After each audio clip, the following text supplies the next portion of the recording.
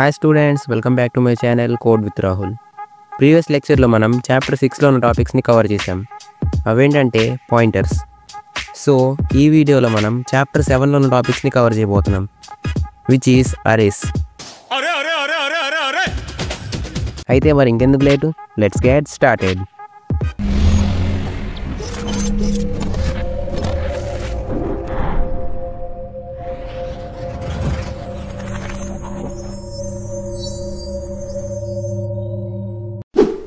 So ముందు మనం అసలు అరే అంటే ఏంటో తెలుసుకుందాం. Can you define an array? Sure, sir. Array is used for daily communication in language. I didn't get you. Can you give me an example? Sure, sir. Yeah. Array is used basically to call a far person. Array Suresh. Sir, example. So basically, array is a collection of data of similar data types stored at contiguous memory locations. అంటే ఈ అరేలో మనం same data type ఉన్న డేటాని store చేయొచ్చు. I know you're still confused, but why fear when Code with Rahul is here? ఇప్పుడు దీన్ని మన style అర్థం చేసుకుందాం. లెట్స్ సపోజ్ నా దగ్గర 2 ప్యాకెట్స్ ఉన్నాయి. ఒక ప్యాకెట్లో సాల్ట్ ఉంది అండ్ రెండో ప్యాకెట్లో షుగర్ ఉంది. So according to common sense నేను ఈ రెండింటిని స్టోర్ చేయాలనుకుంటే 2 సపరేట్ బాక్సెస్లో స్టోర్ చేయాలి. ఎందుకంటే వీటి టేస్ట్ అండ్ ప్రాపర్టీస్ రెండు డిఫరెంట్గా ఉంటాయి కాబట్టి. ఇన్ సింపుల్ వర్డ్స్, ఈ రెండింటికి డేటా టైప్స్ డిఫరెంట్ కాబట్టి. ఒకవేళ ఈ రెండింటిని నేను సేమ్ బాక్స్లో స్టోర్ చేయాలనుకుంటే అప్పుడు ఏం జరుగుతుందో చూద్దాం.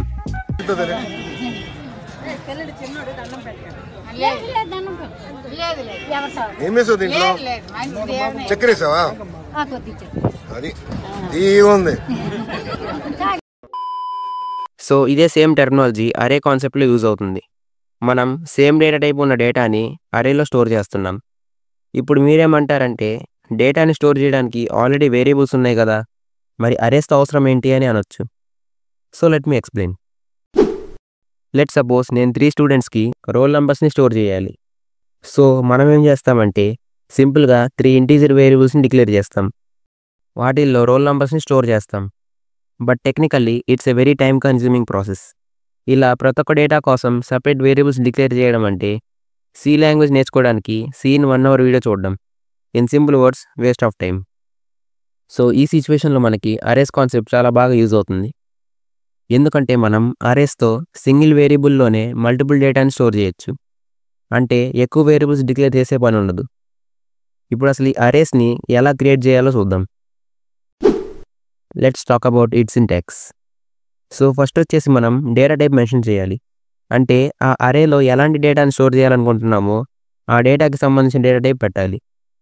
నెక్స్ట్ మనం వేరియబుల్స్కి ఎలాగైతే పేరు పెడతామో అలాగే అరేకి కూడా ఒక పేరు పెట్టాలి. ఫైనల్గా స్క్వేర్ బ్రాకెట్స్లో ఆ అరే యొక్క సైజ్ మెన్షన్ చేయాలి. ఇన్ సింపుల్ వర్డ్స్, ఆ అరేలో మనం ఎంత డేటాని స్టోర్ చేయాలనుకుంటున్నామో అనేది మనం కంపైలర్కి చెప్పాలి. ఇప్పుడు దీన్ని ప్రాక్టికల్గా కోడ్లో ఎగ్జిక్యూట్ చేసి చూద్దాం. సో మనం 3 రోల్ నెంబర్స్ స్టోర్ చేయాలంటే 3 ఎలిమెంట్స్ని స్టోర్ చేయగలిగే సైజు ఉన్న అరేని క్రియేట్ చేయాలి. ఇంట్ రోల్ 3. ఇప్పుడు ఈ అరేలో ఎలిమెంట్స్ని స్టోర్ చేయాలంటే మనం కర్లీ బ్రేసెస్ని యూజ్ చేయాలి. Equal to 10, 20, 30. సో ఇలా మనం ఒక అరేని క్రియేట్ చేసి అందులో ఎలిమెంట్స్ని స్టోర్ చేయొచ్చు.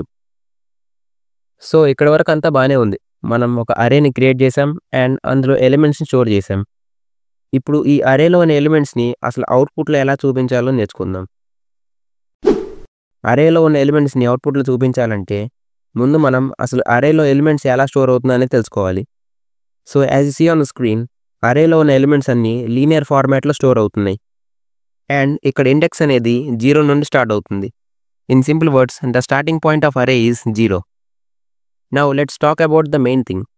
సో ఇప్పుడు నేను అరేలో ఉన్న ఎలిమెంట్స్ అన్నిటిని అవుట్పుట్లో చూపించాలంటే ఆ ఎలిమెంట్ యొక్క ఇండెక్స్ని యూజ్ చేయాలి. సపోజ్ నాకు 0th ఇండెక్స్లో ఉన్న ఎలిమెంట్ కావాలి.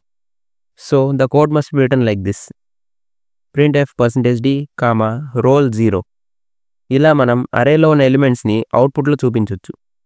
ఇప్పుడు దీన్ని ప్రాక్టికల్గా కోడ్లో ఎగ్జిక్యూట్ చేసి చూద్దాం. printf %d \n, roll 0. printf %d \n, roll 1. printf %d, roll 2. మరి రోల్ 3 ఎక్కడ ఉందబ్బా అని మీరు అనొచ్చు. సో బేసికలీ ఇండెక్సింగ్ అనేది 0 నుండి స్టార్ట్ అయింది కాబట్టి 3 ఎలిమెంట్స్కి ఇండెక్స్ 2 వరకే ఉంటుంది. ఈ కోడ్ని రన్ చేయగానే మనకి అరేలో ఉన్న ఎలిమెంట్స్ అన్నీ స్క్రీన్ మీద ప్రింట్ అయింది. Now let me show you one more thing. ఇక్కడ నేను అరే సైజ్ అనేది మెన్షన్ చేయకపోయినా మన కోడ్ అనేది పర్ఫెక్ట్గా వర్క్ అవుతుంది. ఎందుకంటే కంపైలర్ అనేది బ్రేసెస్లో ఉన్న డేటాని బట్టి ఆ అరే యొక్క సైజ్ని ఆటోమేటిక్గా సెట్ చేసుకుంటుంది. సో ఇలా మనం అరేలోని ఎలిమెంట్స్ని అవుట్పుట్లో చూపించవచ్చు. బట్ వెయిట్ ఎ సెకండ్, ఇలా అరేలో ఎన్ని ఎలిమెంట్స్ ఉన్నాయో అన్ని ఎలిమెంట్స్ కోసం ప్రింట్ఎఫ్ని ప్రతిసారి రాయడం అంటే again it's time waste. So ఇప్పుడు మీరేమంటారంటే ఈ అరేలోని ఎలిమెంట్స్ని single line of code use చేసి స్క్రీన్ మీద ప్రింట్ చేయొచ్చా అని. సో ద ఆన్సర్ ఈస్ ఈ కోడ్ని జాగ్రత్తగా అనలైజ్ చేస్తే మనకి ఒక ప్యాటర్న్ కనిపిస్తుంది. అదేంటంటే ఈ అరేలో ఉన్న ఇండెక్సెస్. సో సింపుల్గా నేను 0 నుండి 2 వరకు ఒక లూప్ రన్ చేస్తున్నాను. ఈ లూప్స్ని యూస్ చేసి మనం ఈ అరేలోని ఎలిమెంట్స్ అన్నిటిని స్క్రీన్ మీద ప్రింట్ చేయొచ్చు. అది ఎలానో చూద్దాం. ఇంట్ I for I equal to 0 semicolon I less than 3 semicolon I++. printf %d \n comma roll of I. So finally this is how the code looks like. ఈ ప్రాసెస్ని ట్రావర్సింగ్ అన్ అరే అని అంటారు. ఇలా మనం లూప్స్ని యూస్ చేసి అరేలోని ఎలిమెంట్స్ అన్నిటిని స్క్రీన్ మీద ప్రింట్ చేయొచ్చు. ఇప్పుడు ఎలాగైతే మనం లూప్స్ని అవుట్పుట్ ప్రింట్ చేయడానికి యూస్ చేసామో సేమ్ అదే మెథడ్లో మనం ఒక అరేలో ఇన్పుట్ తీసుకోవడానికి కూడా యూస్ చేయొచ్చు. ఇప్పుడు ఈ హోంవర్క్ క్వశ్చన్ని మీరు మీ ఓన్గా సాల్వ్ చేయండి. Right C program to store 5 integers in an అరే అండ్ ప్రింట్ దెమ్. ఈ క్వశ్చన్ సాల్వ్ చేస్తే మనకి అరేస్లో ఇన్పుట్ అండ్ అవుట్పుట్ కాన్సెప్ట్ మీద ఒక క్లారిటీ వస్తుంది. ఇప్పుడు మనం ఈ టాపిక్కి సంబంధించిన కొన్ని ప్రాక్టీస్ క్వశ్చన్స్ సాల్వ్ చేద్దాం. అప్పుడే మనకి ఈ కాన్సెప్ట్ మీద అండర్స్టాండింగ్ స్ట్రాంగ్ అవుతుంది. Right C program to print the sum of all elements in an అరే ఆఫ్ 5 integers. ఇప్పుడు ఈ వీడియోని పాజ్ చేసి ఈ క్వశ్చన్ని మీరు మీ ఓన్గా సాల్వ్ చేయడానికి ట్రై చేయండి. ఆ తర్వాత వీడియోని ప్లే చేసి మీ ఆన్సర్ని వెరిఫై చేసుకోండి. Okay, now let us see the execution. Step 1, ముందు మనం లూప్, సమ్ అండ్ అరే కోసం వేరియబుల్స్ని డిక్లేర్ చేయాలి. ఇంట్ I, A5, sum equal to 0. ఇక్కడ సమ్ ఈక్వల్ టు 0 అని ఎందుకు రాశానంటే కంప్యూటర్లో ఉన్న మెమరీ అనేది మెయిన్ ఫంక్షన్లో ఉన్న వేరియబుల్స్లో ఆటోమేటిక్గా ఏదో ఒక వాల్యూని అసైన్ చేస్తుంది. ఆ వాల్యూని గార్బేజ్ వాల్యూ అని అంటాం. సో బేసికలీ మనం సమ్ క్యాలిక్యులేట్ చేసేటప్పుడు ఆ గార్బేజ్ వాల్యూ వల్ల క్యాలిక్యులేషన్లో ఎర్రర్స్ రావచ్చు. అందుకే మనం క్యాలిక్యులేషన్ పర్ఫామ్ చేయడానికి ఏ వేరియబుల్స్ని అయితే డిక్లేర్ చేస్తామో ఆ వేరియబుల్స్ని మనం 0ని అసైన్ చేయాలి. గోపురం చీపిరంట మున్సిపాలిటీలో పనిచేసేవాడు తెచ్చి నన్ను ఎత్తిని పెట్టారు. Now let's move to next step. ఇప్పుడు మనం యూజర్ దగ్గర అరేలో స్టోర్ చేయడానికి ఎలిమెంట్స్ని ఇన్పుట్ తీసుకుందాం. For I equal to 0 semicolon I less than equal to 5 semicolon I++. printf enter element scanf %d &a of I. ఇప్పుడు ఫైనల్గా ఈ అరేలోని ఎలిమెంట్స్కి సమ్ క్యాలిక్యులేట్ చేద్దాం. Previous కోడ్లో మనం ఏం నేర్చుకున్నామంటే ఒక అరేలో ఫస్ట్ ఇండెక్స్ నుండి లాస్ట్ ఇండెక్స్ వరకు ట్రావర్స్ చేయాలంటే మనం లూప్స్ని యూస్ చేయాలి. సో అదే సేమ్ లాజిక్ ఈ క్వశ్చన్లో కూడా ఇంప్లిమెంట్ అవుతుంది. మనం అరేలోని ఎలిమెంట్స్ అన్నిటికీ సమ్ క్యాలిక్యులేట్ చేయాలంటే లూప్స్ యూస్ చేసి ఆ అరేలో ఫస్ట్ ఇండెక్స్ నుండి లాస్ట్ ఇండెక్స్ వరకు ట్రావర్స్ చేయాలి. Let's continue the code. ఇప్పుడు ఈ అరేని ట్రావర్స్ చేయడానికి మనం ఇంకో లూప్ని క్రియేట్ చేస్తే టైం వేస్ట్ అవుతుంది. సో అందుకే మనం ప్రొఫెషనల్ వేలో ఆల్రెడీ క్రియేట్ చేస్తున్న లూప్లోనే చేద్దాం. Sum plus equal to A of I. ఇలా మనం ఒక అరేలో ప్రతి ఒక్క ఇండెక్స్లో ఉన్న ఎలిమెంట్స్ అన్నిటిని కలిపి వాటి సమ్ క్యాలిక్యులేట్ చేయొచ్చు. ఇప్పుడు ఫైనల్గా సమ్ వాల్యూని అవుట్పుట్లో డిస్ప్లే చేద్దాం. printf the sum of elements is %d \n, sum. So this is how the code looks like. ఇలా మనం అరేలోని ఎలిమెంట్స్కి సమ్ క్యాలిక్యులేట్ చేయొచ్చు.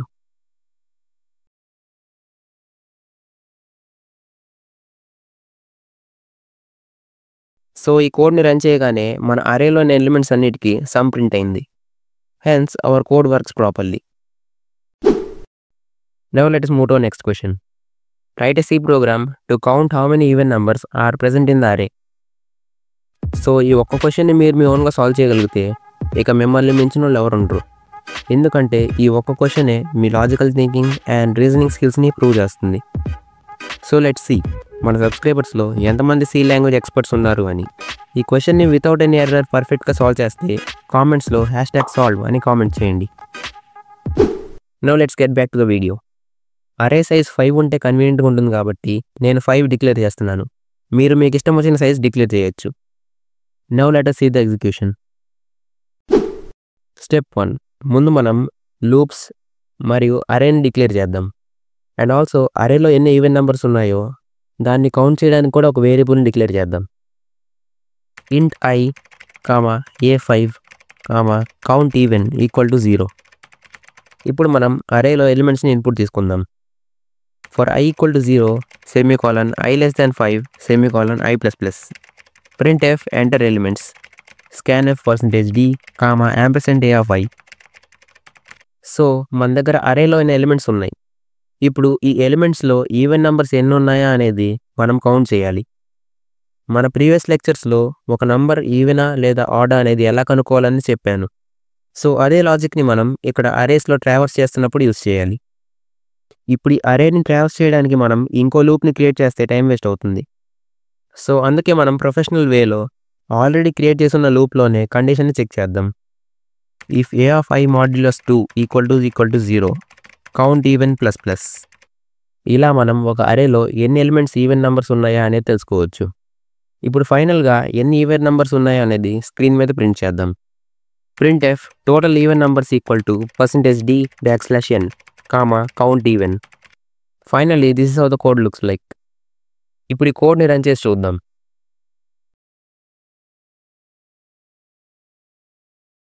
సో కోడ్ని రన్ చేయగానే మనకు స్క్రీన్ మీద ఈవెన్ నెంబర్స్ ఎన్ని ఉన్నాయని తెలుస్తుంది.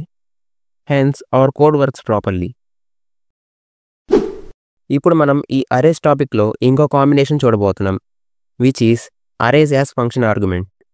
ఇప్పటి వరకు మనం వాల్యూస్ని ఆర్గ్యుమెంట్స్లా పాస్ చేసేవాళ్ళం. సో ఇప్పుడు ఈ అరేస్ని ఆర్గ్యుమెంట్స్ లాగా ఎలా పాస్ చేయాలో చూద్దాం. Let's talk about it syntax. ఇప్పుడు స్క్రీన్ మీద కనిపిస్తున్న ఈ సింటాక్స్ని జాగ్రత్తగా అనలైజ్ చేద్దాం. అండ్ నార్మల్ వాల్యూస్కి మరియు అరేస్కి ఆర్గ్యుమెంట్స్ పాస్ చేయడంలో మధ్య డిఫరెన్స్ ఏంటో చూద్దాం. సపోజ్ నేను ఆర్గ్యుమెంట్స్లో ఒక సింగిల్ వాల్యూని పాస్ చేసి ఆ వాల్యూని ఒక ఫంక్షన్ యూస్ చేసి ప్రింట్ చేయాలనుకున్నాను.